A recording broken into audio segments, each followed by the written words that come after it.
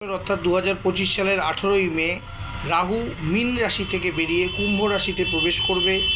এর ফলে 2025 সালে রাহু কিছু কিছু রাশির ক্ষেত্রে ক্যারিয়ার, ব্যবসা ও কিছু ক্ষেত্রে বড় পরিবর্তন ঘটাবে এবং এগুলি অবশ্যই শুভকর। যেমন মিথুন রাশির ক্ষেত্রে দীর্ঘদিন আটকে থাকা কাজ সম্পূর্ণ হবে, আর্থিক পরিস্থিতি ভালো হবে, উন্নতির রাস্তা প্রশস্ত হবে, পারিবারিক সম্পর্ক শুভকর হবে, পারিবারিক সমস্যা মিটে গিয়ে সম্পর্ক সুখকর হবে, স্বাস্থ্য ও কর্ম শুভ হবে। এইগুলি মিথুন রাশির ক্ষেত্রে শুভ ফল আশা করা যায়। রাশির পর আসছি ধনু রাশির ক্ষেত্রে।